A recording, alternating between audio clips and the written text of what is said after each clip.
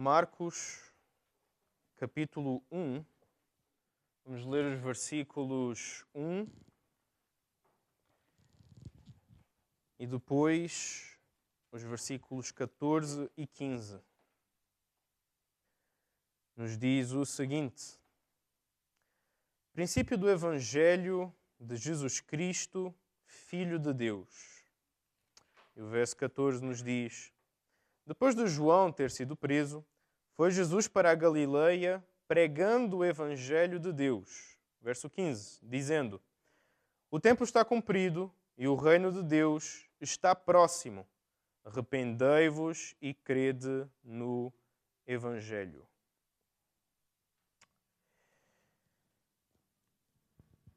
Irmãos, eu confesso que assim que o pastor Pedro me convidou para trazer a mensagem hoje, o primeiro texto que me veio logo à cabeça foi exatamente Marcos. E uma das coisas que eu sempre tive uma certa dificuldade com este Evangelho foi porquê Marcos, né?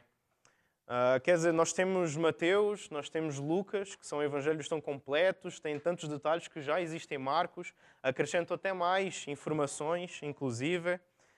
E sempre tive, sempre passei, digamos assim, de longe de Marcos, sempre foquei muito mais em Mateus, em Lucas, em João. E foi exatamente essa questão que me surgiu quando eu tive contato com este material, o Viva o Cristianismo. Como os irmãos sabem, eu sou de Vendas Novas, na nossa cidade. Nós temos tido o privilégio, Deus tem-nos dado esta graça de presenciarmos este momento de uma plantação de uma igreja na nossa cidade, em Vendas Novas. E também, aqui mesmo na Igreja Bíblica, temos tido uma certa movimentação neste sentido de evangelismo, de evangelizar. O irmão Dário, por exemplo, com este projeto de evangelizar nas ruas, nós temos visto outros irmãos a ter esta iniciativa. E com tudo isto, nós temos tido contato com alguns ministérios, como o Every Home for Christ. E entre eles, no Prega Palavra, inclusive, nós tivemos contato pela primeira vez com este material do Viva o Cristianismo.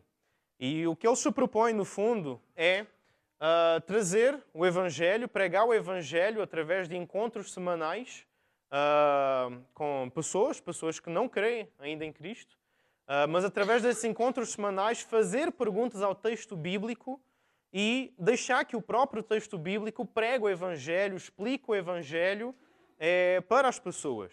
No entanto, assim que eu fui logo comprar este material, assim que eu tive contato com este material, eu deparo-me exatamente com o Evangelho de Marcos. E eu já tinha tido contato no Every Home for Christ, que eles utilizam o Evangelho de João, mas aqui no Viva o Cristianismo eles utilizam exatamente o Evangelho de Marcos. A minha primeira pergunta foi, porquê Marcos? Porquê o Evangelho de Marcos? E juntamente com isso surge também esta questão, qual é que é a relevância deste Evangelho para nós? E é exatamente com esta pergunta que vai seguir, digamos assim, todo este sermão. Qual é que é a relevância do Evangelho de Marcos para nós, Igreja Portuguesa, no século XXI? Nós sabemos, sim, que toda a Escritura é inspirada por Deus, nós sabemos que toda a Escritura é útil para o ensino, nós sabemos que a Palavra de Deus ela é poderosa, ela é eficaz, nós sabemos, sim, como Deus utiliza cada livro das Sagradas Escrituras, seja do Antigo, seja do Novo Testamento, para falar connosco. Mas é bom nos perguntarmos, em cada livro que nós passamos, de que forma este livro é relevante para nós. De que forma Mateus, Marcos, Lucas, João, Atos, Gênesis, Êxodo, Apocalipse, de que forma este livro é relevante para nós e nosso contexto. E exatamente através desta pergunta, eu quero propor, nós começarmos esta pergunta seguindo algumas ferramentas de hermenêutica. No Prega Palavra, nós temos esta ferramenta, que é as ferramentas para a viagem, mas mesmo no Seminário Bareia, no livro Compreendendo a Palavra de Deus, do Valley Reis, eles têm esta ilustração que é muito interessante. Deste lado nós temos, como vocês podem ver pela ilustração, um contexto mais semítico, um contexto mais israelita. Nós temos um rio que corta este mundo antigo do mundo moderno. Este rio, nós temos uma cultura, nós temos uma língua, uma época, uma situação, e o nosso objetivo, nós estamos daquele lado, ali no número 4, somos nós, Igreja Portuguesa do século XXI. E o nosso objetivo é exatamente procurar estabelecer esta ponte de princípios, através destes princípios, destas ferramentas de hermenêutica, conseguir entender de como esta mensagem para este contexto fala para nós neste contexto de hoje. Ok? Então, começando, utilizando esta ferramenta de hermenêutica, estes princípios, nós vamos então explorar o contexto. Vamos fazer perguntas ao texto. Vamos fazer perguntas a este Evangelho de Marcos. A primeira questão, quem é o autor? E aqui nós aprendemos, pesquisando um pouco mais sobre o autor deste texto, muito provavelmente o autor, ou praticamente, certamente, o autor foi João Marcos, ok? Por volta do ano 50 a 60 depois de Cristo. E isto, situando historicamente, foi pouco antes de Nero começar a perseguição à igreja, ok? E quem foi este homem? Quem foi João Marcos? João Marcos, ele foi um auxiliar do apóstolo Pedro. Ele foi alguém que, segundo consta os registros históricos, existe até uma das evidências mais fortes que provam que foi João Marcos que escreveu este texto, é de um cristão chamado Papias, no ano 125 depois de Cristo. Ele relata o seguinte, ele diz que João Marcos seria o auxiliar mais jovem do apóstolo Pedro e que teria compilado em uma única obra, de forma precisa, diversos ensinamentos sobre Jesus. E esta obra seria este Evangelho. Okay? Por isso é que, inclusive, algumas pessoas, alguns teólogos, estudiosos, até chamam este Evangelho de João Marcos como sendo um evangelho indireto do próprio apóstolo Pedro, visto que Marcos teria escrito este evangelho debaixo da instrução de Pedro. Nós vemos, inclusive, em 1 Pedro, capítulo 5, verso 13, como Pedro se refere a João Marcos como sendo o meu filho. Okay? Então mostra essa proximidade, essa intimidade entre o apóstolo e o autor em questão. Nós também sabemos que este João Marcos ele era parente de Barnabé e nós encontramos o relato dele exatamente em Atos dos Apóstolos. Nas primeiras viagens missionárias de Paulo e Barnabé, João Marcos está lá com Paulo e com Barnabé, mas a certa altura ele acaba por desistir da viagem. O texto não deixa claro, não deixa explícito a razão, o motivo pelo qual João Marcos desiste a meio dessa viagem missionária, mas nós sabemos que ele volta para trás a meio dessa viagem, o que deixa Paulo até de certa forma frustrado. Nós sabemos também, no entanto, que apesar desta desavença, mais tarde, isso inclusive até criou, numa outra viagem missionária, Barnabé quer levar João Marcos novamente, mas Paulo recusa exatamente porque João Marcos no passado ele tinha desistido da viagem na viagem anterior.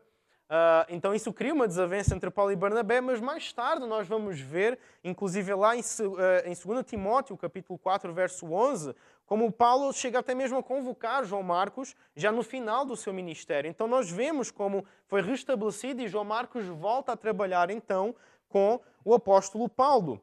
E inclusive uma informação muito interessante é que este muito provavelmente foi o primeiro dos 4 evangelhos a ser escrito.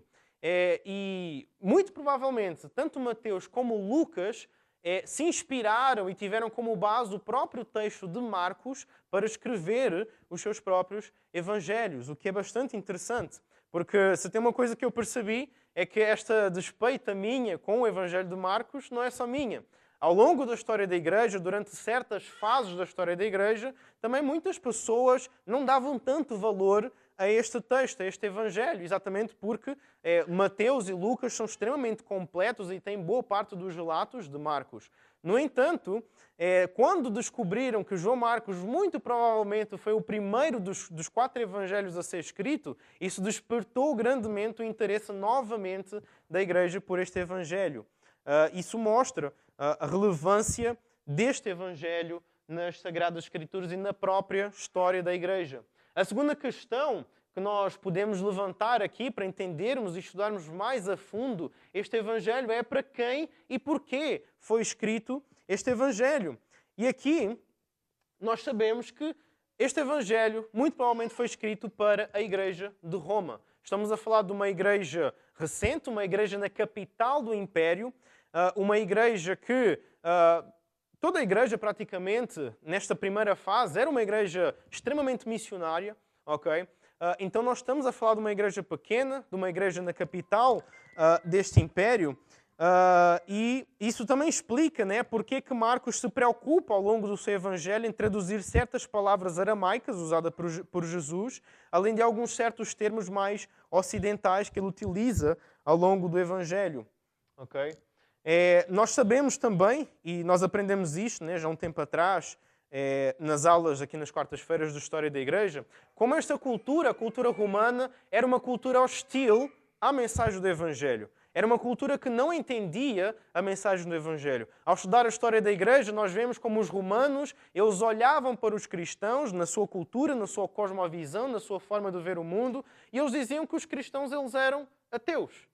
É engraçado até esta acusação que os romanos faziam. Porquê? Porque os romanos adoravam vários deuses, tinham várias divindades, aceitavam um politeísmo, aceitavam misticismo, mas os cristãos não. Os cristãos, além de adorarem só um Deus, esse Deus ainda era um homem, Jesus Cristo. E isso para os romanos era ateísmo. Era não crer em nenhuma divindade, porque se o teu Deus é um homem, então tu és um ateu. Esta era a cosmovisão romana do cristianismo, da visão cristã.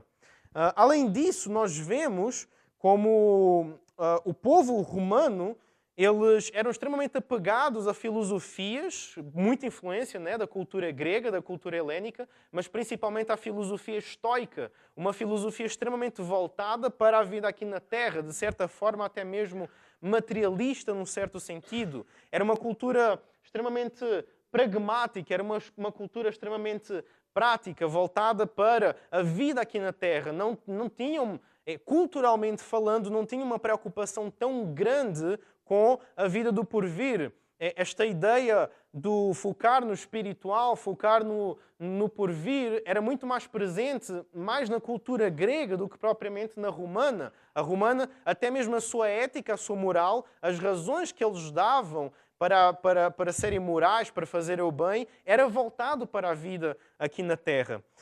E, mais do que isso, nós sabemos que já haviam registros de perseguição, aos cristãos por parte dos gentios.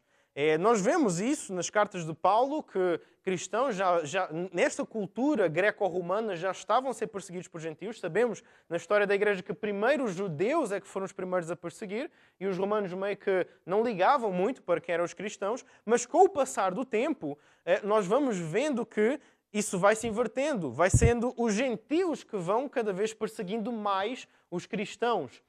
Então, esta igreja, isto é o contexto da igreja de Roma. É nesta situação, neste cenário que se encontra o público-alvo deste evangelho, o público-alvo desse texto. Além disso, nós vemos também que já havia um questionamento quanto à validade da mensagem de Cristo. Isto porquê? Porque os próprios judeus foram os principais a rejeitar a mensagem de Cristo. Os próprios judeus foram os primeiros a perseguir os cristãos porque não aceitavam a mensagem de Cristo. Agora imagina, se os próprios conterrâneos do nosso Senhor e Salvador Jesus Cristo já rejeitavam a mensagem do seu Messias, do seu Salvador, quanto mais os gentios. Os gentios a olhar para este cenário e pensar, bom, se os teus conterrâneos não aceitam esta mensagem, quanto mais nós, o que é que isto tem a ver connosco? Então já havia este questionamento quanto à validade da mensagem de Cristo Jesus. Então este é o cenário em que se encontra o público-alvo. É este cenário que se encontra, o povo, a cultura romana. E aqui nós já conseguimos, nós temos a convicção, de que Jesus, acima de tudo isto, deste cenário, nós podemos encontrar um outro ponto relevante aqui, de que João Marcos, apesar de todas estas questões que listamos aqui, serem motivos válidos para João Marcos escrever este Evangelho, mas se tem uma coisa que nós vamos perceber ao final deste Evangelho, e principalmente logo no primeiro versículo, nós vemos que Marcos faz esta afirmação: princípio do Evangelho de Jesus Cristo, Filho de Deus. Aqui João Marcos está a expressar a sua opinião sobre quem é Jesus Cristo. Aqui Marcos está a deixar claro qual é que é a sua visão sobre quem é Jesus Cristo. Então, por mais que Marcos não tivesse nenhuma destas razões para escrever esta igreja, mas claramente Marcos tinha convicção clara de que Jesus era Deus e era o Messias prometido. E isto é razão suficiente para ele escrever este Evangelho. E com isto, nós já conseguimos então estabelecer conexões com a nossa realidade. Nós sabemos, por um lado, que Roma, esta cultura romana, ela influenciou fortemente o Ocidente. O nosso português vem do latim, o português, o espanhol, o francês, o italiano, são línguas que vêm do latim. E nós herdamos não apenas a língua, mas, de certa forma, traços culturais desta cultura romana. Nós sabemos, inclusive, e se os irmãos estão familiarizados, quando passamos em livrarias populares aqui em Portugal, a FNAC, a Bertrand, qualquer livraria, nós vamos ver muito frequentemente livros de autoajuda, livros de coach, livros de self-help, digamos assim, livros de apoio à autoestima e questões desse género, e muitos desses livros se baseiam exatamente em filosofia estoica, se baseiam exatamente nas mesmas filosofias que os romanos também abraçaram nesta época. Nós vemos na nossa cultura também um certo pragmatismo, assim como em Roma. Nós vemos uma mentalidade materialista voltada para o aqui, para o agora, para os bens aqui na terra, uma despreocupação total com a vida futura. Nós vemos esses padrões identificados também em nossa cultura. E nós vemos também o questionamento e a rejeição de Cristo. Assim como os judeus questionaram, perseguiram, rejeitaram a Cristo, isso também é comum em nossa cultura. Seja através de pessoas que se alegam autoridades da ciência, seja através de filósofos, seja através de pensadores, mas existe sim um questionamento frequente quanto à validade de Cristo. Muitos perguntam, será que Jesus existiu? Jesus histórico? Será que ele realmente foi uma figura verdadeira? Outros questionam, não, Jesus pode ter existido, mas ele não era isso que dizem. Não, a Bíblia, na verdade, ela foi modificada com o passar do tempo, com o passar das eras. A religião modificou a Bíblia para manipular as pessoas. Então nós vemos todo esse questionamento da palavra de Deus, rejeição da mensagem de Deus, rejeição de quem é Cristo. E falando para o nosso contexto português, isto nós poderíamos aplicar a praticamente todo o nosso contexto europeu, especialmente no nosso contexto da Europa mediterrânica, que é exatamente o ponto onde Roma teve mais influência, né? Nós vemos que nós também somos uma igreja minoritária. Nós também somos uma igreja missionária. Esta é a nossa realidade.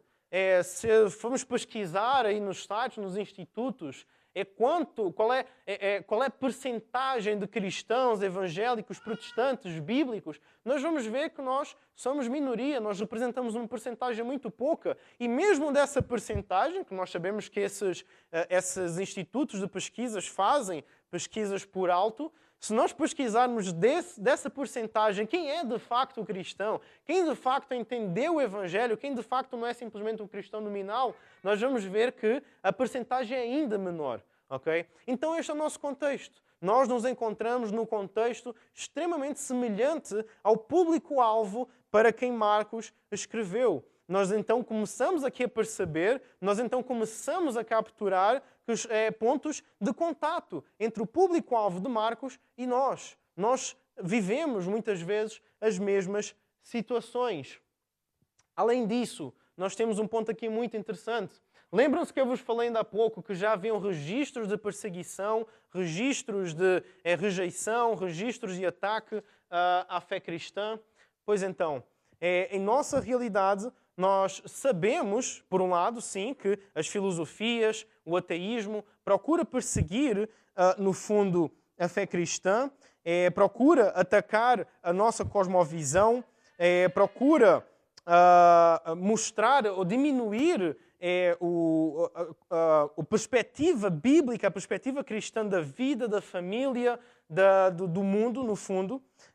E exatamente esse tipo de situação, nos colocando na pele daquela igreja em Roma, nós percebemos que muito provavelmente isso eram coisas que afligiam os cristãos naquela altura. Imaginem-se na situação de vocês estarem a pregar o Evangelho e as pessoas estarem não só a rejeitar, mas a cuspir, no fundo, a ostracizar, a diminuir a mensagem que nós estamos a pregar. Esta era a situação desta igreja e certamente também a nossa situação. Se eu perguntar aqui para os irmãos que têm procurado evangelizar na rua, quantas vezes vocês procuraram evangelizar e quantas pessoas muitas vezes se opuseram ferozmente, quantas pessoas se levantaram propositalmente para atacar a mensagem que nós estamos a pregar, certamente cada irmão aqui vai ter, de certa forma, alguma história. Mesmo aqueles que não estão a pregar nas ruas, mas mesmo de nós aqui, que tentou pregar o Evangelho a um colega de trabalho, a um amigo, a um familiar, certamente todos nós aqui vamos ter alguma história de uma tentativa em que nós tentamos abordar, tentamos pregar o Evangelho para alguém e essa pessoa, ela reduziu, ela rejeitou, essa pessoa zombou de nós, zombou da nossa cara de alguma forma. Então, nós vemos aqui pontos de contato entre aquilo que esta igreja estava a sofrer e aquilo que nós vivemos. E é exatamente para este tipo de situação, para este público-alvo que Marcos escreve. E é exatamente desta forma que nós conseguimos, vou até puxar aqui um pouquinho mais para trás, lembram-se da metáfora aqui da ponte, é exatamente através desta ligação, notando os paralelos entre esta igreja e a nossa realidade, que nós conseguimos perceber de forma mais precisa como este Evangelho é tão relevante para nós, ok? Como este Evangelho é tão útil, tão relevante para a nossa realidade. Não é por acaso, e tocando neste ponto do sofrimento da igreja, da forma como o mundo rejeita e recusa e zomba da nossa fé, não é por acaso que um dos grandes pontos que Marcos procura demonstrar ao longo de todo este Evangelho é apresentar Jesus Cristo, ok, o Messias, como o servo sofredor. E este é um ponto central na mensagem de Marcos. Jesus Cristo como sendo o servo sofredor. Marcos, ele nos demonstra, através da história de Jesus Cristo, através de todo o percurso de Cristo Jesus aqui na Terra, como assim como nós, igreja do século XXI, assim como eles, igreja do primeiro século, tanto eles em Roma como nós aqui em Portugal, aquilo que nós vivemos, Cristo Jesus também viveu. Cristo Jesus também foi o servo sofredor. Cristo Jesus foi rejeitado pelo próprio povo da sua própria cidade. Por isso é que Jesus fala que o profeta não é rejeitado senão entre a sua própria parentela, entre a sua própria cidade. Nós vemos isso. Nós vemos também como o próprio povo judaico, as próprias autoridades religiosas, o próprio povo de Israel, os judeus, os fariseus, os saduceus, todas aquelas facções e denominações, digamos assim, que existiam dentro de Israel, como todas elas rejeitaram de alguma forma a mensagem de Cristo Jesus, se opunham de alguma forma à mensagem de Cristo. Vamos ver como o próprio povo de Israel procurou crucificar Cristo Jesus, tamanho era a oposição que eles tinham. Vamos ver também como até mesmo os próprios discípulos, eles demoraram, tiveram dificuldade para entender quem é Jesus e quando eles entenderam, eles tiveram dificuldade em entender qual a natureza do ministério de Jesus. O que é que significa ser o Messias? O que é isto de ser o Messias? Então nós vemos esta dificuldade no entendimento deste povo, até mesmo daqueles que estavam todos os dias com Cristo Jesus. E se Cristo Jesus passou por toda esta dificuldade, se Cristo Jesus passou por toda esta aflição, no entanto, nós, Igreja Portuguesa, a Igreja do primeiro século, no entanto, se nós estamos aqui hoje, foi porque Cristo passou por isto e venceu na cruz do Calvário. Foi porque Cristo perseverou, foi porque Cristo, acima de tudo, Ele foi o servo sofredor.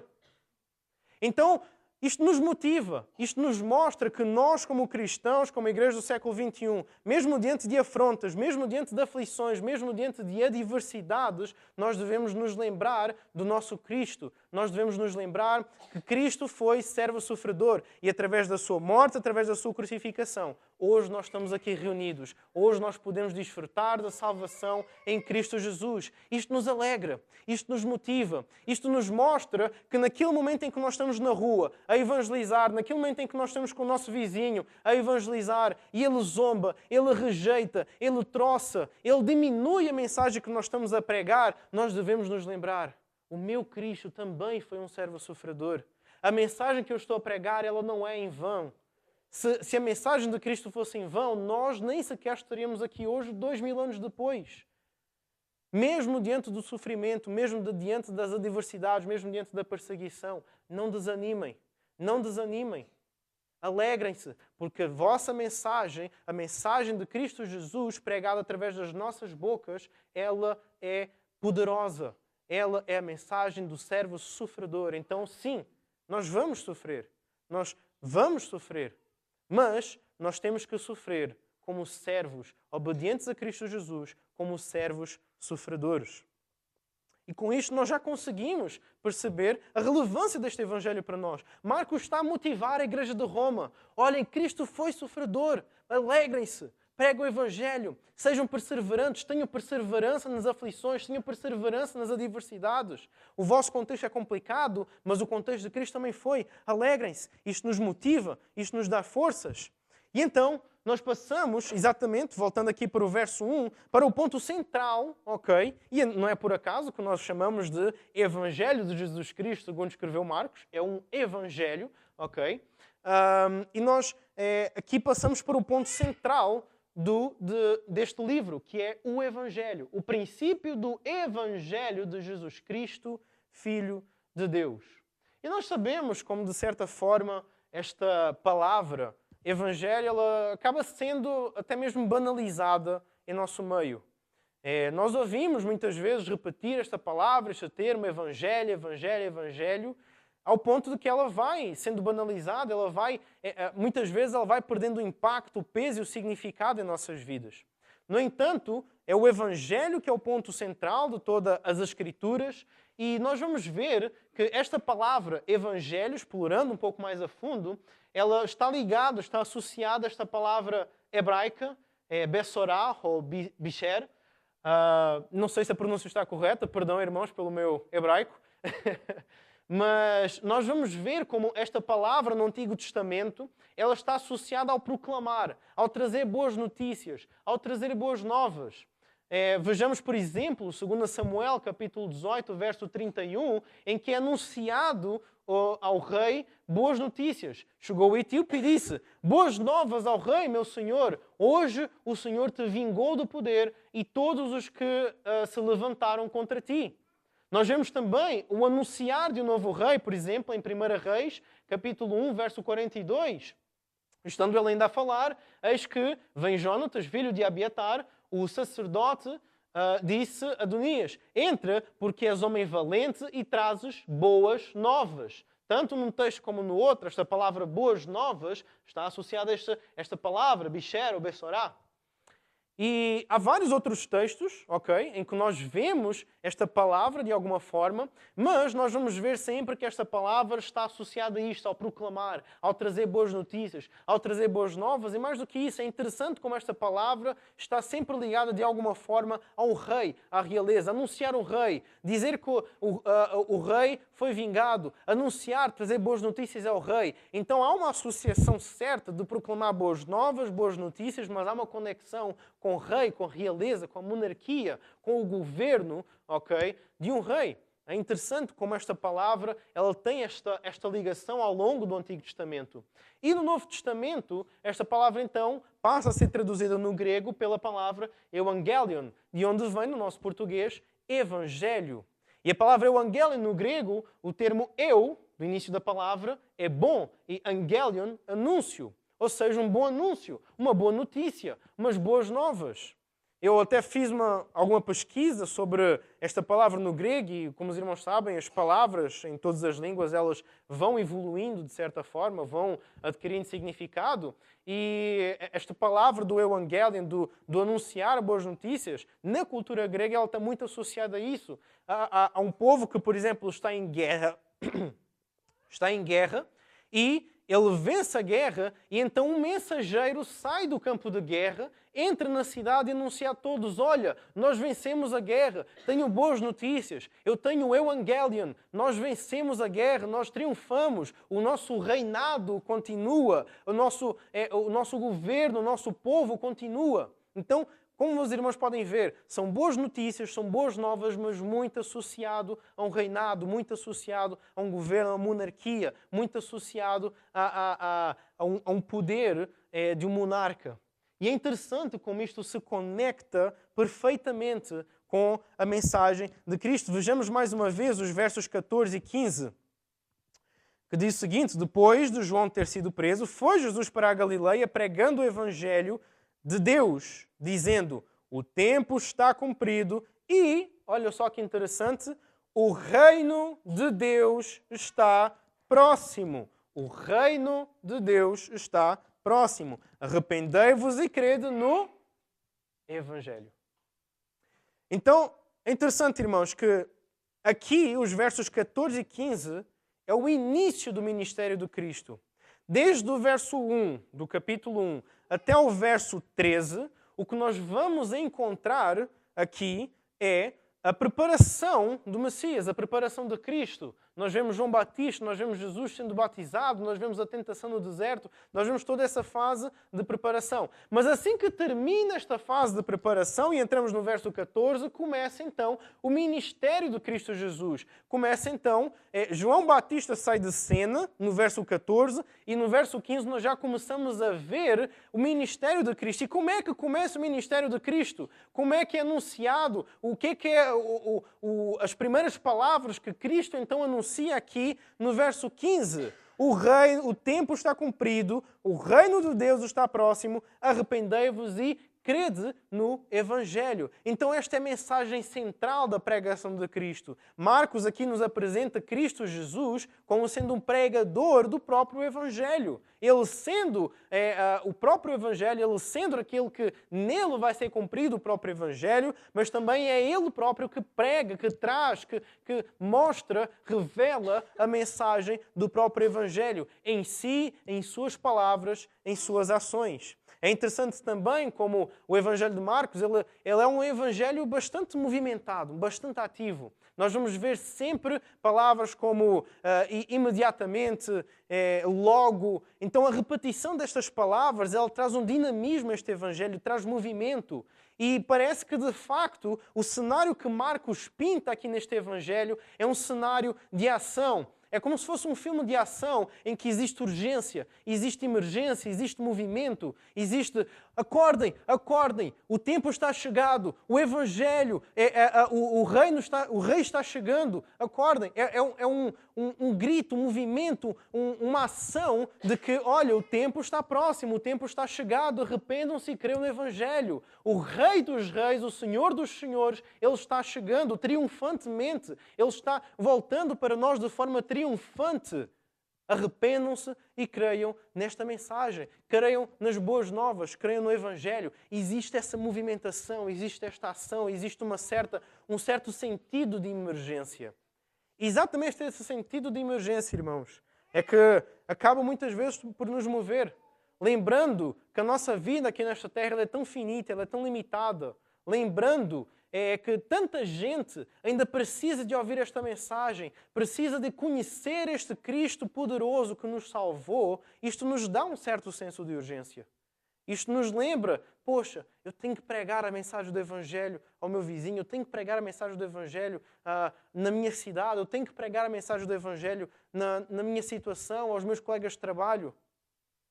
Movidos pelo amor, e nós vamos falar deste ponto do amor um pouco mais para a frente, mas movidos pelo amor, a Igreja é levada a pregar o Evangelho. A Igreja sente este senso de urgência de levar o Evangelho. É este movimento que Marcos vai trazendo ao longo deste deste texto, deste Evangelho. E como é óbvio, Marcos não poderia deixar de apresentar a própria mensagem do Evangelho ao longo do texto, ao longo destes 16 capítulos. Em primeiro lugar, nós conseguimos ver como Marcos responde ao longo do Evangelho, com maestria, a pergunta: quem é Deus? Nós vamos ver, por exemplo, como Marcos, logo no capítulo 2, do verso 5 ao 7, eu até vou convidar os irmãos a abrir, já é logo a página seguinte, Marcos capítulo 2, dos versos 5 até os versos 7, diz o seguinte: vendo-lhes a fé, Jesus disse ao paralítico: Filho, os teus pecados estão perdoados. Mas alguns dos escribas estavam assentados ali e arrazoavam em seu coração: por que fala ele deste modo? Que blasfémia! Quem pode perdoar os pecados senão um, que é Deus? E Jesus, percebendo logo em seu espírito que eles assim arrazoavam, disse-lhes: porque arrazoais sobre estas coisas em vosso coração? Qual é mais fácil? Dizer ao paralítico: estão perdoados os teus pecados? Ou dizer: levanta-te, toma o teu leito e anda? Ora, para que saibais que o Filho do Homem tem sobre a terra autoridade para perdoar pecados, disse ao paralítico: eu te mando, levanta-te, toma o teu leito e vai para a tua casa. Então ele se levantou e no mesmo instante, tomando o leito, retirou-se à vista de todos, a ponto de se admirarem todos e darem glória a Deus, dizendo: jamais vimos coisa assim. Então Marcos, ao apresentar este texto, logo aqui no capítulo 2, nós vamos ver um ponto muito interessante sobre o que Marcos fala, quem é Deus. A resposta que Marcos diz sobre quem é Deus. Neste texto, estamos a falar de uma passagem em que Jesus está na casa, na sogra de Pedro. A casa, então, é inundada de gente. Pessoas e pessoas entopem a casa ao ponto de que é impossível chegar até Cristo. E Cristo está lá dentro curando, pregando, ensinando, cuidando daquele povo. E de repente chegam alguns amigos com o paralítico, o amigo paralítico deles. E quando se deparam com aquela situação, poxa, e agora? Como é que nós vamos fazer? O que é que nós vamos fazer? Nós queremos levá-lo a Cristo, mas a casa está cheia. Então o que é que eles fazem? Eles sobem o teto da casa, eles abrem um buraco no teto, exatamente onde Jesus estava, e deixam o paralítico. E naquele momento em que eles deixam o paralítico, a história provavelmente já é conhecida pelos irmãos, nós temos então este conflito entre aquelas autoridades, entre aquele povo, os fariseus, os escribas, e entre o próprio Cristo. Porquê? Porque Jesus vira-se para o paralítico e diz: os teus pecados estão perdoados. E então os escribas fazem uma objeção que é legítima. Espera aí, como assim os teus pecados estão perdoados? Só um pode perdoar pecados que é Deus. Porquê? Porque o pecado, acima de tudo, é uma ofensa, acima de tudo, contra o próprio Deus. Os nossos pecados são uma ofensa direta contra o próprio Deus. Então, quem foi ofendido é que pode perdoar esses pecados. É um questionamento legítimo. E então é aí que Jesus, o que é que ele demonstra logo em seguida? O que é mais fácil? Dizer ao paralítico: estão perdoados os teus pecados? Ou dizer: levanta-te, toma o teu leito e anda? A resposta aqui, para aquela cultura judaica, é: os dois são extremamente difíceis. Porquê? Porque na mentalidade judaica, o pecado é consequência. Aliás, a enfermidade, a doença, é consequência do pecado. Então, aquele paralítico, se ele estava paralítico, se ele estava doente, isso era consequência do pecado. Então, quando Jesus diz: levanta-te, toma o teu leito e anda, quando ele cura aquele paralítico, o que Jesus está dizendo é o seguinte: olha, eu curei ele. Se eles associam que a doença é consequência do pecado e aquele paralítico foi curado, isso demonstra o quê? Consequentemente, que os pecados daquele paralítico foram perdoados. E aí, isso reforça ainda mais quem é Jesus e esta resposta de quem é Jesus. Jesus é Deus. Porquê? Porque se só existe um que pode perdoar pecados, que é Deus, e Jesus perdoa pecados e demonstra isso, ele demonstra que perdoa pecados curando o paralítico, logo, qual é que é a consequência? Jesus é Deus. Então Marcos começa o Evangelho logo no início demonstrando quem é Jesus. Jesus é Deus. Marcos começa nos apresentando quem é Jesus. Mais do que isso, logo em seguida, nós vemos Marcos capítulo 2, verso 8, neste mesmo texto em que fala, e Jesus, percebendo logo em seu espírito que eles assim arrazoavam, disse-lhes: por que arrazoais sobre estas coisas em vosso coração? Então o que é que nós vemos aqui? Nós vemos que Cristo, Ele conhece o coração do homem. Ele conhece as intenções do coração humano. Ou seja, Jesus percebe em seu espírito o que os outros pensam. Isto também reforça a identidade de Cristo Jesus. Jesus, sendo Deus, Ele conhece o nosso coração. Ele conhece o coração de cada um de nós. É verdade que Cristo Jesus se esvaziou da sua autoridade. Aliás, Jesus se esvaziou-se fazendo carne e Ele atuava pelo poder do Espírito Santo, mas, ainda assim, seja pelo poder do Espírito Santo, seja por Ele mesmo, mas, sendo Deus, Ele conhece o coração do ser humano. Ele conhece o coração de cada um de nós. Mais para a frente, Marcos capítulo 4, verso 39. E ele, despertando, repreendeu o vento e disse ao mar: acalma-te, emudece. O vento se aquietou e fez grande bonança. Então Jesus acalma a tempestade. Jesus acalma a tempestade. E é interessante, eu vou até abrir esta passagem, Marcos 4, 39. No final desta passagem, no final do capítulo, no verso 41, diz o seguinte: e eles, aqueles que estavam presentes naquele momento, possuídos de grande temor, diziam uns aos outros: quem é este que até o vento e o mar lhe obedecem? Então esta é uma pergunta que vai nos perseguindo ao longo de todo o Evangelho de Marcos. Mas quem é este? Quem é este? E é uma pergunta que é repetida ao longo deste Evangelho. E esta pergunta, Marcos deixa esta pergunta exatamente no final deste Evangelho, porque a própria ação de Jesus acalmar a tempestade revela quem Ele é.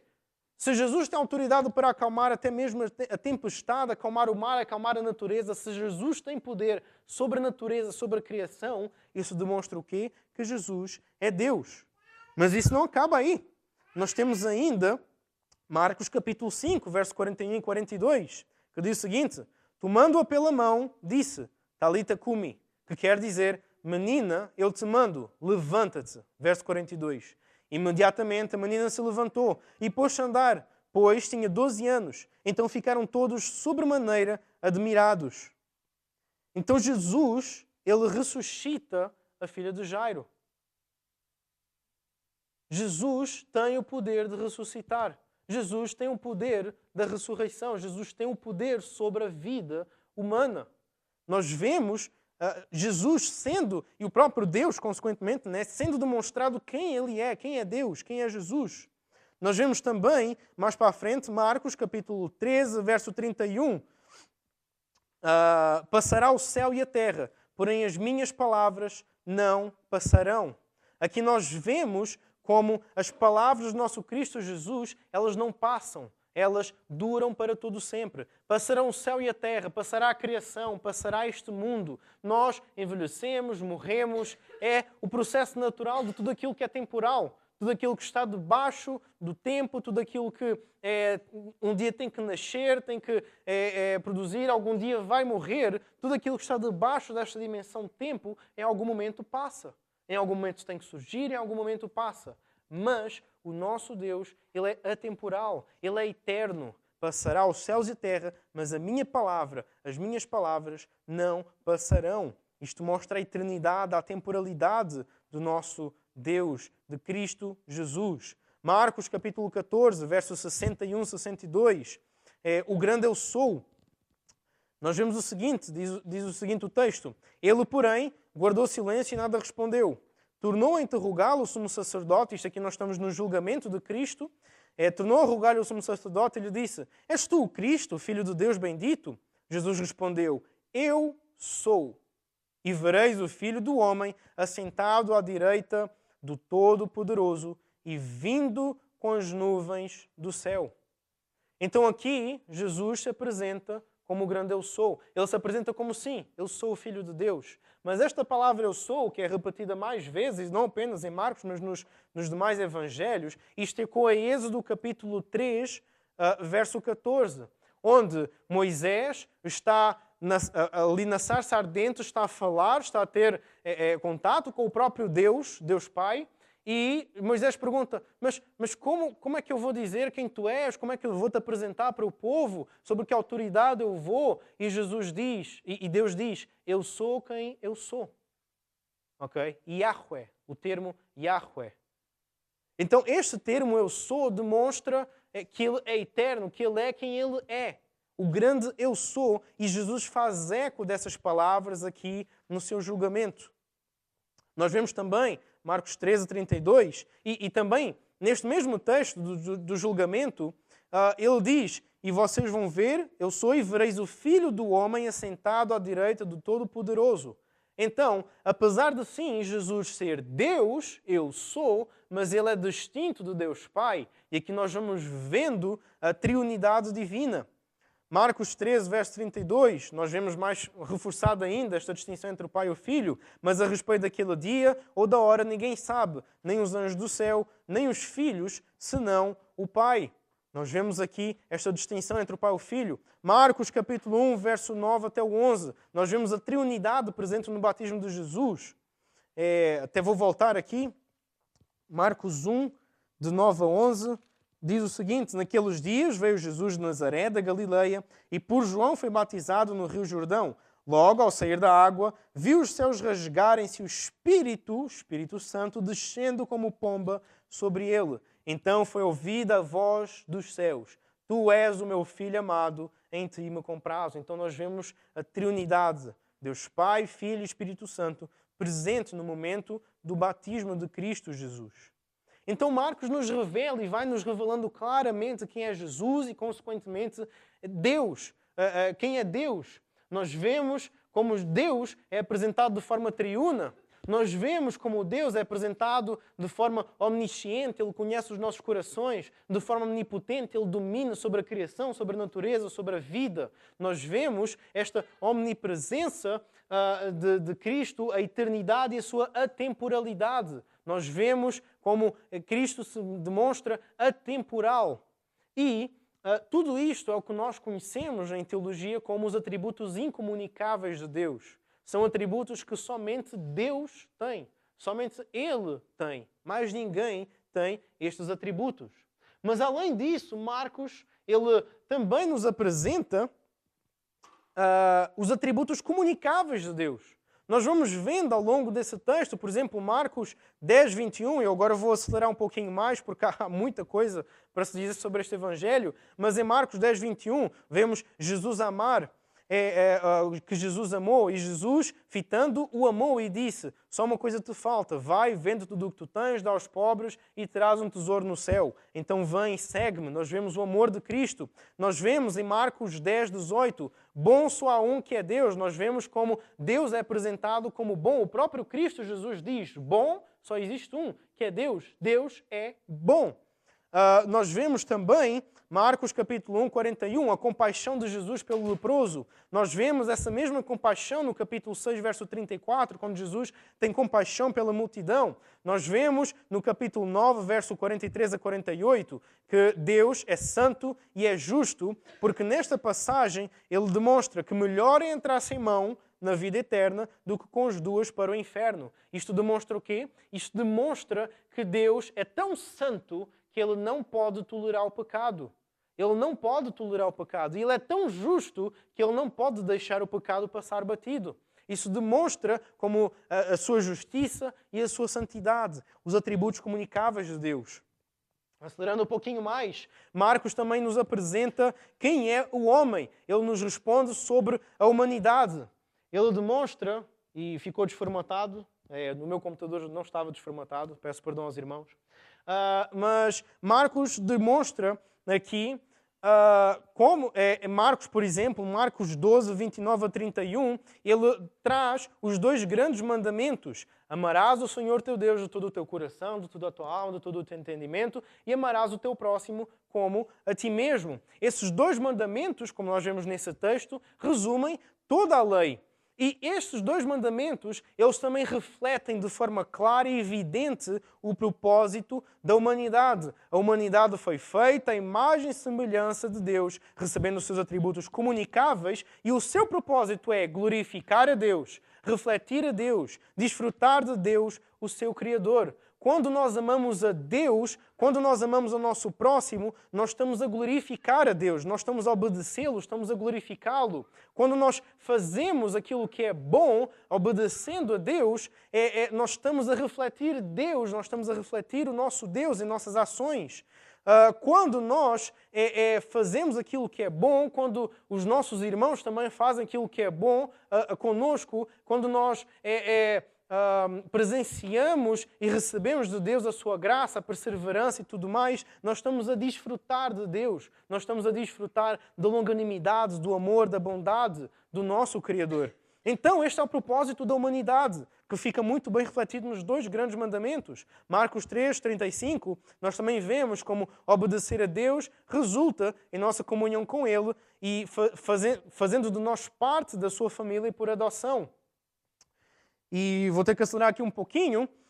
Também, no quarto ponto, nós vemos como Marcos também responde sobre o pecado. O que é o pecado? Em Marcos, capítulo 7, e este não vou poder passar, vou ter mesmo que ler com os irmãos. Marcos, capítulo 7, versos 20 a 23, nos diz o seguinte: o que sai do homem é isso que o contamina, porque de dentro do coração dos homens é o que procede os maus desígnios, a prostituição, os furtos, os homicídios, os adultérios, a avareza, as malícias, o dolo, a lascívia, a inveja, a blasfémia, a soberba, a loucura.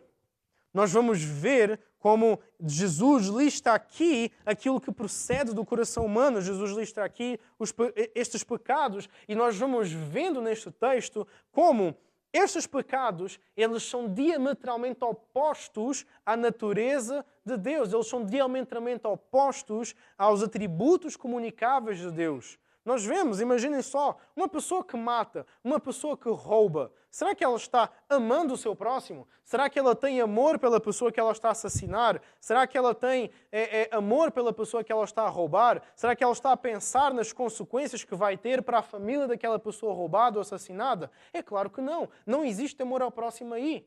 Então isto é só um exemplo, podia dar vários outros, mas nós vemos como o pecado ele é oposto aos atributos comunicáveis de Deus, ele é diametralmente oposto, o pecado é completamente oposto a quem Deus é. Isto nos revela o que é o pecado. Marcos 2, 5 a 7. Só Deus pode perdoar pecados, pois Ele é o principal alvo das nossas ofensas. Foi o texto que nós já lemos. Mas como assim? Os teus pecados são perdoados? Só um pode perdoar os pecados, que é Deus. E se só Deus pode perdoar pecados, como eu já expliquei, Jesus é Deus. Jesus perdoa os pecados. Isso demonstra que o pecado ele é uma ofensa direta contra Deus. O pecado, quando praticamos o pecado, o principal ofendido é o próprio Deus. Avançando agora. As consequências do pecado, Marcos também nos mostra as consequências do pecado. Nós vamos ver no capítulo 9, verso 43 até o verso 48, esta expressão, o fogo que nunca se apaga. Também em Marcos, capítulo 3, verso 29, fala do pecado eterno, aqui se referindo à blasfémia. Mas o que vemos aqui, principalmente neste texto de Marcos, capítulo 9, nós vemos como a consequência do pecado é eterna. Isto porquê? Porque sendo Deus infinito, ou seja, estamos a falar dos seus atributos comunicáveis, e sendo Deus tudo o que é bom, Deus é bom, os seus atributos comunicáveis, como nós já falamos, um único pecado, pode ser um único pecado, por menor que ele seja. Imaginem o menor pecadinho que vocês possam imaginar na vossa cabeça. Esse único pecado, por menor que seja, é uma ofensa infinita contra um Deus que é infinito. Ele é infinitamente bom, Ele é infinitamente justo, Ele é infinitamente santo. Se um pecado é uma ofensa contra esses atributos infinitos de Deus, um único pecado é uma ofensa infinita contra Deus. O que é que isso faz? Qual é que é a consequência disso? Isso torna o pecador merecedor de uma punição eterna. O fogo que nunca se apaga. Ok? Porquê? Porque Deus é um Deus que é totalmente justo, um Deus totalmente santo e não pode tolerar o pecado na sua presença. Isto, pegando uma analogia, né, do juiz, se eu, por exemplo, ofendo um amigo, minha irmã, alguém próximo de mim, é claro que vai ter consequências, é óbvio que ofendendo a minha irmã, um amigo, o que quer que seja, essa pessoa vai ficar ofendida, vai ter consequências. Mas, se eu ofendo um policial, se eu ofendo um juiz, se eu ofendo um presidente, por exemplo, de um país, as consequências vão ser muito maiores. Porque existe uma autoridade muito maior, existe uma diferença de autoridade entre um amigo, uma irmã, de um presidente, um juiz, um policial. Existe uma autoridade sobre ele. Agora imaginem, se eu, ofendendo um amigo, talvez eu consiga, imaginem, uma semana chateado com ele e tenha que pedir desculpas e reparar de alguma forma a ofensa.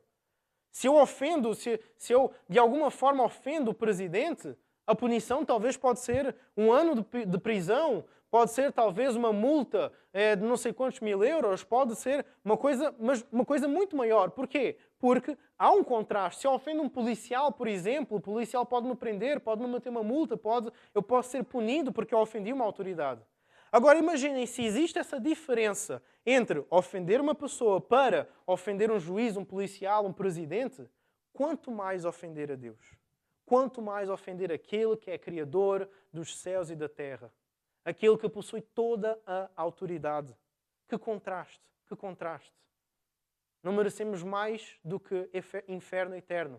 Mesmo que seja uma única ofensa. O que merecemos é o inferno eterno. Mas avançando, insuficiência humana. E é esta a resposta que muitas pessoas tentam, infelizmente, através da religiosidade, encontrar. É aquilo que os fariseus procuraram fazer, no fundo. Nós vemos como, infelizmente, o ser humano, ele acha que nós estamos aqui numa balança de Osíris, numa balança egípcia, em que, de um lado vai ser pesado o teu coração em comparação com uma pena, e se o teu coração for leve, com as tuas boas ações, está tudo bem. Então muitas pessoas tentam se salvar pelas suas próprias obras, pelas suas próprias ações. Muitas pessoas tentam se salvar porque, mas eu ajudei a velhinha a atravessar a passadeira, mas eu ajudei o necessitado. Uma certa vez eu ouvi um católico romano dizer as seguintes frases: Deus permite o pobre e o mendigo para que a alma do rico seja salva. É um absurdo. É um absurdo. É uma salvação completamente comprada. Quer dizer, o rico ele é salvo porque ele ajuda o pobre e o mendigo. É uma salvação pelas obras. Mas, se uma ofensa, um único pecado é uma ofensa infinita contra Deus, todas as nossas obras, todas as nossas ações, todas as nossas boas ações, elas jamais vão conseguir pagar o único pecado que seja. Em Isaías nós vemos como as nossas obras elas são como trapos de imundícia. E aqui neste ponto Marcos demonstra isso. Por exemplo, peço perdão, irmãos. Por exemplo, em Marcos 7, 21, nós vemos a condição universal do coração humano, esse texto que nós acabamos de ler. Nós vemos que todo o ser humano ele tem este coração pecaminoso. Em Marcos 10, 26, nós vemos que é impossível um homem se salvar, mas para Deus tudo é possível. Nós vemos também Marcos 7, versos 6, 9 a 13, como tradições, religiões, ideias, correntes filosóficas não substituem os mandamentos de Deus, não salvam a humanidade, somente Cristo pode salvar a humanidade. Então, Não é pelas nossas ações, não é pelas nossas tradições, não é pela nossa religiosidade. E aqui muitos dizem, né, que a palavra religião vem do latim religare, reconectar, uma tentativa do ser humano se religar a Deus. Não, qualquer tentativa humana de se reconectar a Deus é impossível, é inviável, é inútil para nos reconectarmos a Deus. Somente por Cristo Jesus, o nosso único intermediador, é que nós podemos, de facto, ser reconectados com Deus, é que nós podemos, de facto, ter comunhão com Deus. E, pela graça de Deus, e aqui está o foco central de Marcos ao longo do Evangelho, que é Cristo Jesus. Nós vemos que Cristo Jesus, sendo Deus e, consequentemente, infinitamente justo e sem pecado, foi o único capaz de satisfazer plenamente, de forma completa, a justiça e a ira de Deus Pai. Isto mostrando quem é Jesus. E ao longo de Marcos nós vamos ver os títulos que são dados a Jesus. Jesus é chamado de o Santo de Deus. Jesus é chamado de o Filho de Deus. Jesus é chamado de o Filho do Homem. Jesus é o Cristo, o Messias prometido. Nós vamos vendo isso ao longo de Marcos, mostrando quem é Jesus, a centralidade de Cristo e como só em Cristo nós encontramos salvação. Nós vemos como Cristo veio para chamar os pecadores. É através do seu resgate, o seu sacrifício substitutivo que podemos ser salvos. É através do sangue na nova aliança derramada por muitos que nós somos salvos. Nós vemos a autorrevelação messiânica e divina. Nós vemos, outra vez, aqui este termo eu sou, do grego ego homini, e o contraste, por exemplo, que nós encontramos em Marcos 3, onde falsos profetas vão dizer ego eimi, o eu sou. Mas não, somente Cristo é o grande eu sou. Estes textos, especialmente este termo, o Filho do Homem, é um dos títulos que mais se repete para Cristo ao longo de Marcos. Esse título, o Filho do Homem, é frequentemente repetido e nós podemos ver aqui inúmeras passagens em que este título é referido. E esta passagem faz alusão ao texto de Daniel, capítulo 7, e vamos ler os versos 13 e 14. Convido os irmãos a abrir Daniel, capítulo 7, nos versos 13 e 14, que nos diz o seguinte: Eu estava olhando nas minhas visões da noite, e eis que vinha com as nuvens do céu, como o Filho do Homem, e dirigiu-se ao ancião de dias, e o fizeram chegar até ele. Agora olha só o verso 14. Foi-lhe dado domínio e glória e o reino para que os povos, nações e homens de todas as línguas o servissem. E seu domínio é domínio eterno que não passará. E o seu reino jamais será destruído. Aqui está a falar do Filho do Homem. Aqui está a falar do nosso Messias, de Cristo Jesus. E aqui nós vemos ao longo de Marcos este título ser repetido. Nós vemos também em Marcos, então, a resposta desejada. Nós vemos como Marcos ele demonstra, por exemplo, Marcos 5:19, nós vemos como testemunhar do nosso Deus como consequência da compaixão que recebemos, é uma das respostas desejadas.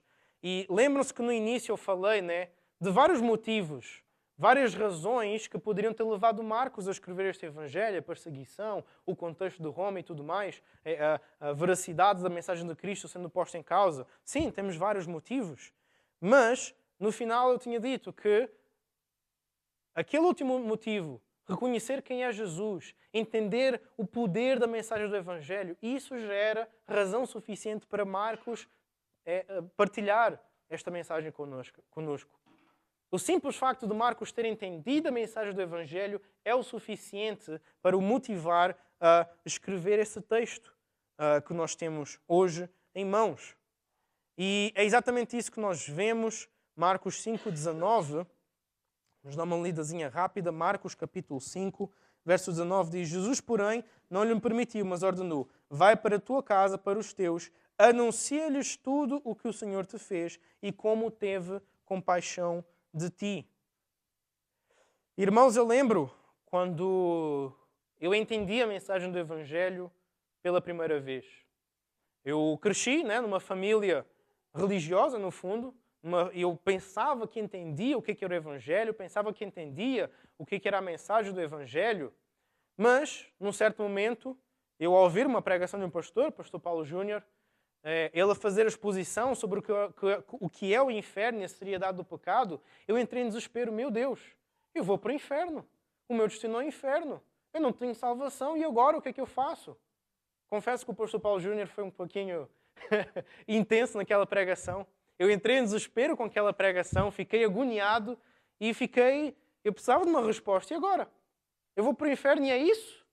Para onde é que eu vou? Se tudo o que eu fizer não é suficiente para me salvar, se o único pecado é uma ofensa infinita contra Deus, se o que eu mereço é inferno eterno, e agora? O que é que eu faço?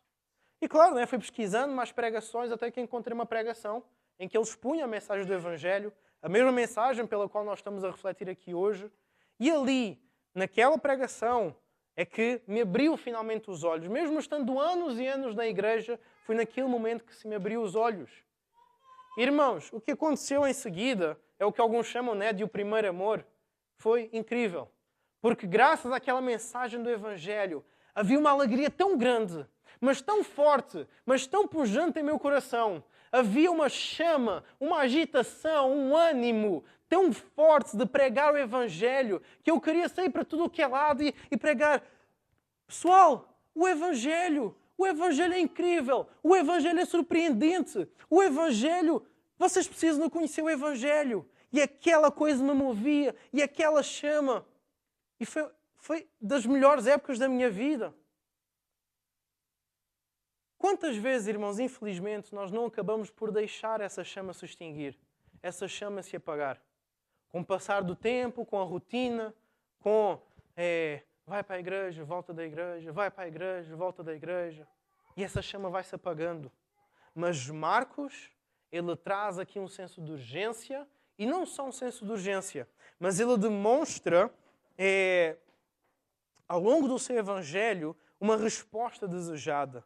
Ele demonstra como Cristo fala aqui para este homem: vai para a tua casa, para os teus, e anuncias-lhe tudo o que o Senhor te fez e como teve compaixão de ti. Anunciem para as pessoas no vosso meio, à vossa volta, como Cristo Jesus te salvou. Testemunhem da vossa salvação. Não percam essa chama dentro de vocês. Não percam a chama do primeiro amor. Anunciem o Evangelho.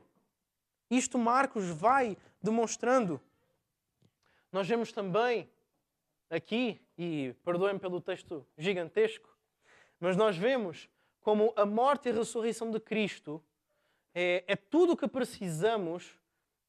Com a morte e a ressurreição de Cristo, tudo o que precisamos é ouvir e responder com fé a mensagem do Evangelho, reconhecendo que somos pecadores, sem capacidade de autossalvação nem mérito algum para sermos salvos. Devemos, então, nos arrepender dos nossos pecados, entregar a nossa vida a Cristo Jesus como nosso único e suficiente Salvador e procurar viver com uma nova vida para o propósito para o qual nós fomos chamados. Amar o Senhor teu Deus, todo o teu coração, toda a tua alma e o teu próximo como a ti mesmo. Com Cristo, para Cristo, imitando a Cristo, carregando nossa cruz e lutando contra a nossa carne, pecado e mundo pela graça do nosso bom Deus. Amém? De facto, se isto fosse a grande ideia, seria uma grande ideia, né? Como os irmãos do Prega Palavra costumam dizer, uma enorme ideia. Mas esta é a resposta desejada à mensagem do Evangelho. Esta é a resposta que nós devemos lembrar, relembrar, refrescar a nossa memória com a mensagem do Evangelho. Nós vemos ainda, e esta parte, por exemplo, de lutar contra a carne, contra o pecado, nós vemos lá em Marcos 9, 43 a 48, esta questão do é melhor entrar no céu, maneta, sem uma mão, do que ir para o inferno com as duas mãos. É melhor entrar no céu sem um olho do que ir para o inferno com os dois. Nesta passagem nós vemos o radicalismo que nós temos que ter contra o nosso pecado. Como nós temos que ser radicais contra o pecado. E isto é importante porquê? Porque, infelizmente, irmãos, em nosso meio, por vezes surgem pessoas que pregam o Evangelho da hipergraça. A ideia de que não, Jesus me salvou eu sou salvo somente pela graça, é impossível eu deixar de pecar, então, se Jesus me salvou, é impossível eu ser salvo por mim mesmo, e Jesus morreu pelos meus pecados, então eu posso viver a minha vida no pecado, eu posso viver a minha vida como eu quiser, eu posso viver a vida como bem me apetecer, e infelizmente eu tenho visto essa realidade às vezes lá em Vendas Novas, esta ideia de que não, mas Jesus morreu por todos os meus pecados, então eu nem preciso ir à igreja, eu nem preciso ter comunhão com irmãos, Santa Ceia. Não, o que importa é o sacrifício de Cristo. A Bíblia diz que se creres e fores batizado, serás salvo. Então está tudo bem, está tudo fixe, acabou. Eu creio, eu fui batizado e estou bem. Infelizmente, é uma heresia gravíssima que tem surgido. Mas aqui nesse texto, nós vemos como nós temos que ser radicais com o pecado. E não é só isso. Não é simplesmente ser radicais contra o pecado, porque o pecado é uma ofensa contra Deus, mas nós temos que ser radicais contra o pecado e procurar fazer o bem, procurar fazer as obras, não para sermos salvos, porque isso é religiosidade. Isso era o que os fariseus faziam. Eles procuravam, de certa forma, fazer o bem para comprar a salvação, e é o que nós vemos em tudo o que é religião do mundo, é fazer boas obras para comprar a salvação. Não, isso é essa religiosidade antibíblica que nós encontramos no mundo, que o ser humano tenta arranjar para se religar com Deus. Não, nós fazemos o bem, nós obedecemos a Cristo, nós lutamos contra o pecado como consequência da nossa salvação. Porque eu entendi a mensagem do Evangelho, porque eu amo o meu Senhor e Salvador Jesus Cristo, porque eu sou tão grato pela salvação que Ele me deu. Então, e por causa disso, é que eu vou fazer o bem. Então, e por causa disso, é que eu vou procurar obedecê-lo. Então, e por causa disso, é que eu quero conhecê-lo mais. Eu quero me aproximar dEle. Eu quero me relacionar com Ele. Eu quero estar próximo dEle. Eu quero passar tempo com Ele. Eu quero passar tempo lendo as Escrituras, tendo comunhão com os irmãos. Eu quero ajudar outros irmãos a conhecerem este meu Cristo Salvador. E é por isso que nós fazemos o bem e lutamos contra o pecado. Não é para comprar a salvação. Não. É por consequência da nossa salvação. Mostra-me a tua fé sem obras, e eu te mostrarei a minha fé pelas minhas obras. Então, através das nossas obras, nós demonstramos que de facto nós entendemos o Evangelho, de que de facto somos salvos, somos redimidos pelo sangue do Cordeiro. Passando então, finalmente, assim como João Marcos, movido pelo Espírito Santo, partilhou a mensagem do Evangelho através deste livro, nós também somos chamados a partilhar Cristo. E aqui eu deixo-vos, inclusive, uma estrutura deste Evangelho. Okay?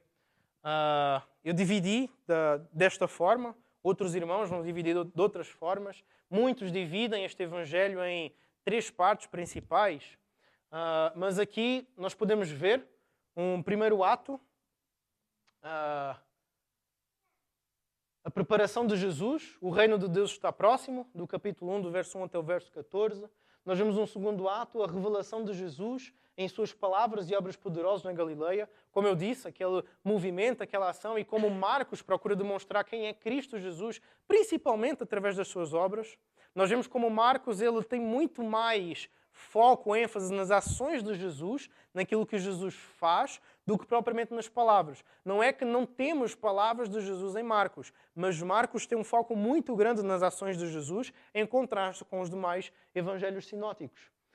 Um terceiro ponto, o caminho do novo êxodo, quem é Jesus, e nós já vamos entrar um pouco mais a fundo nesta parte, se der tempo, não vai dar. Nós vemos também o ponto 4, uma nova Páscoa e aliança, o ministério de Jesus em Jerusalém, e finalmente o último ponto, que é a ressurreição de Messias, que é no capítulo 16. Mas aqui nós temos 2 pontos principais. Um ponto em que o ministério de Jesus começa na Galileia, e nós vemos que Jesus não começa na capital, em Jerusalém. Okay? Permite uma analogia, é como se Jesus começasse lá em Vendas Novas e não aqui em Lisboa. Ou começasse, falando para o povo brasileiro, no Nordeste e não nas grandes capitais. Okay? Jesus começa então no interior, começa na Galileia, todo o seu ministério, em que ele faz todos esses milagres, curas, ações. Depois, no ponto 3, nós vemos então este movimento de transição. E finalmente nós temos então o ponto 4 e 5, em que o ministério trata-se de relatar mais a história de Jesus em Jerusalém. Aí sim, na capital. Okay? E este ponto 3, ele é relevante, muito relevante, mais uma vez, como eu disse aos irmãos, não vai dar tempo para passar por isto, vou só dar uma pincelada muito rápida, mas este ponto 3 ele é muito interessante porque trata de um ponto que eu acho que é muito relevante neste âmbito do evangelismo. Como eu já disse, infelizmente, muitas vezes quando vamos evangelizar, nós encontramos muita resistência. Nós encontramos digamos assim, muitas ideias opostas, filosofias, ao evolucionismo e os dinossauros e quem criou Deus e todas essas ideias que são colocadas para opor-se a quem Cristo é, a mensagem de Cristo. E é aqui que entra a questão da apologética. Eu até certo tempo atrás eu definiria a palavra apologética como sendo defesa da fé. Mas recentemente mudei as minhas ideias e acho que defesa da fé é só uma parte da apologética. A apologética, na verdade, ela trata de aplicar a verdade bíblica à incredulidade do coração humano. A apologética ela pode ser tanto defensiva, de nós nos defendermos das acusações que fazem contra a fé cristã, usando a palavra de Deus e as evidências, como ela pode ser também ofensiva, questionando os pressupostos e as cosmovisões daqueles que nos acusam. Então, por isso é que a apologética não pode ser resumida somente à defesa da fé, mas ela é aplicar a palavra de Deus, as Sagradas Escrituras, à incredulidade, ao pecado de incredulidade no coração humano. Okay? E ela tem um papel duplo. Ela tanto serve para tratar da incredulidade no coração do descrente, porque essa incredulidade muitas vezes, fazendo aqui uma metáfora, se torna numa muralha que nos impede de penetrar a mensagem do Evangelho, como ela também, e a apologética destrói, ajuda a derrubar essas muralhas para para conseguir trabalhar o Evangelho no coração da pessoa, como por outro lado ela também serve para trabalhar a incredulidade no coração do crente. Porque por vezes na nossa caminhada cristã podem surgir dúvidas, podem surgir questionamentos. Então a apologética não é só lá para fora, a apologética também é para nós. A apologética também serve para trabalhar a incredulidade em nosso coração. E aqui um ponto central, que eu vou tentar pincelar o mais rápido possível na apologética, é a questão dos pressupostos. O que nós vimos aqui, eu até ia ler o texto com os irmãos, mas não vai dar tempo, o que nós vemos aqui nesta terceira parte deste Evangelho de Marcos, que é em que Jesus e os discípulos eles saem da Galileia para ir para Jerusalém, e o que nós vemos nestes episódios, lembra-se que eu já falei que uma pergunta que acompanha este Evangelho é: quem é Ele? Quem é Jesus? Quem é este? É uma pergunta que nos acompanha. E esta pergunta alcança o seu ápice exatamente aqui nesta secção, em que o próprio Cristo, o próprio Jesus, o próprio Messias, ele chega para os seus discípulos e diz: quem é que as pessoas dizem que eu sou? Quem é que eles dizem que eu sou? E vocês? Quem vocês dizem que eu sou? E aí nós vamos perceber como os fariseus, a oposição, não entendeu que era Jesus, e nós vamos entender que Pedro, ele confessa e demonstra que eles entenderam quem é Jesus, mas ainda não tinham entendido a natureza de Jesus. Ou seja, eles tinham entendido que Jesus era o Messias, mas eles não entenderam a natureza do que é ser o Messias, o que é que isso significa, a missão do Messias.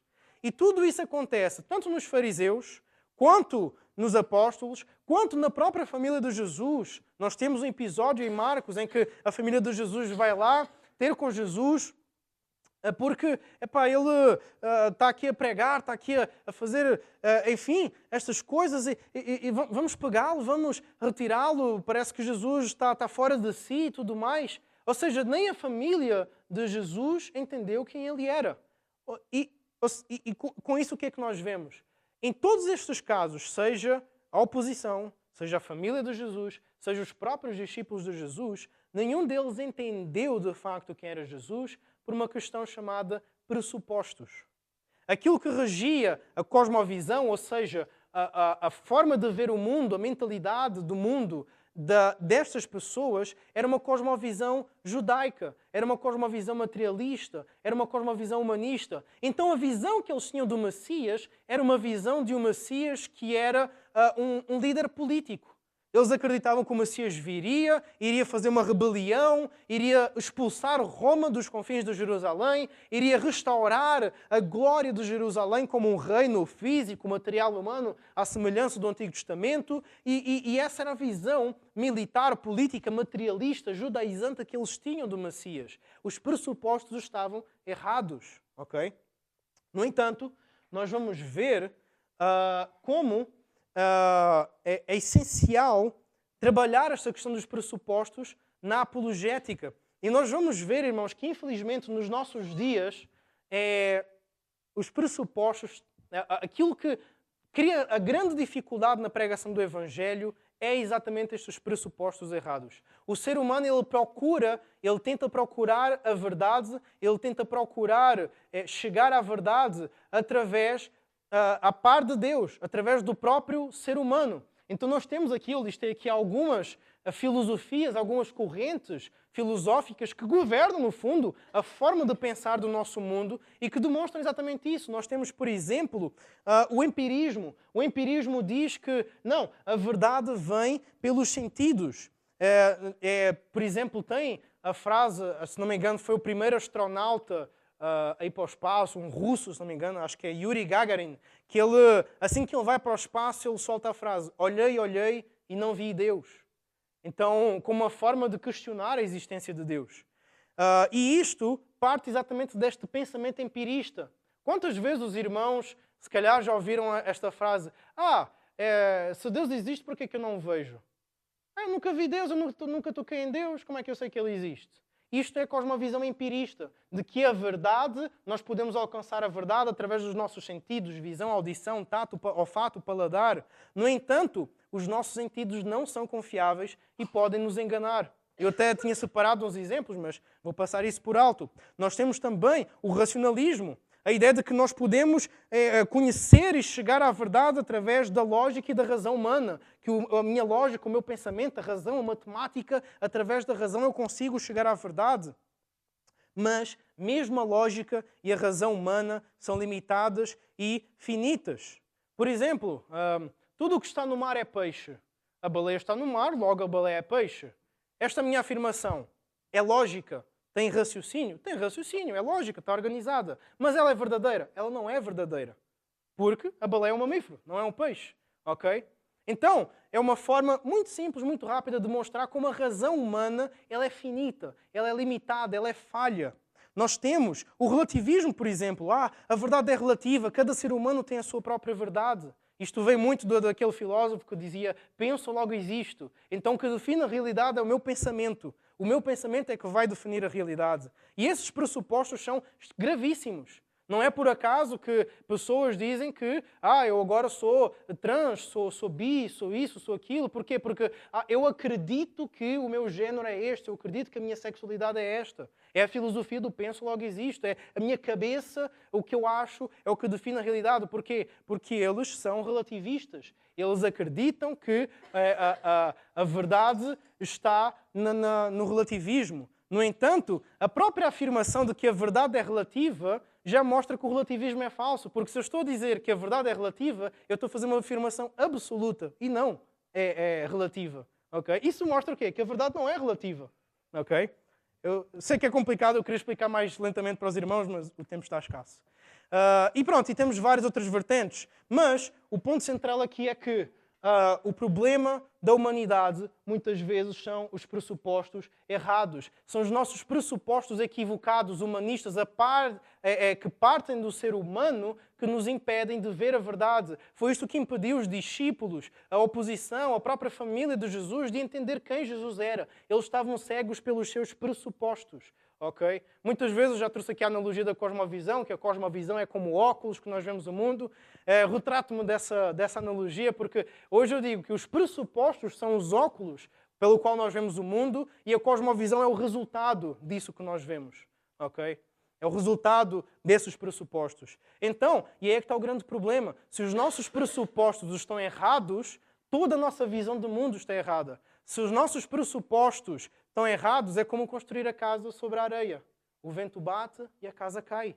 Nós temos que ter pressupostos, fundamentos sólidos, firmes, seguros. E qual é que é o grande problema de todas estas cosmovisões aqui, todos estes pressupostos aqui? É que todos eles têm uma coisa em comum. Todos eles partem do ser humano. Todos eles partem da ideia de que o ser humano consegue chegar à verdade. Eu consigo chegar à verdade. A partir de mim, a partir da minha razão, a partir dos meus sentidos, a partir do que eu acho, a partir da minha tradição, a partir de mim, eu consigo chegar à verdade. É isso que ensinam esses pressupostos, essa cosmovisão, é isso que todos eles têm em comum. Mas, nós já sabemos, o ser humano ele é contaminado pelo pecado, o ser humano é finito, o ser humano é falho, o ser humano é limitado, o ser humano tem todas essas consequências. Então, qualquer pressuposto que parte do ser humano é uma casa construída sobre a areia. Então, onde é que devem estar alicerçados os nossos pressupostos? Os nossos pressupostos devem estar alicerçados naquilo que é imutável, naquilo que tem todo o conhecimento, naquilo que é o mesmo ontem, hoje, amanhã, eternamente, naquilo que é todo-poderoso, naquilo que é omnisciente, naquilo que é o Criador dos céus e da terra.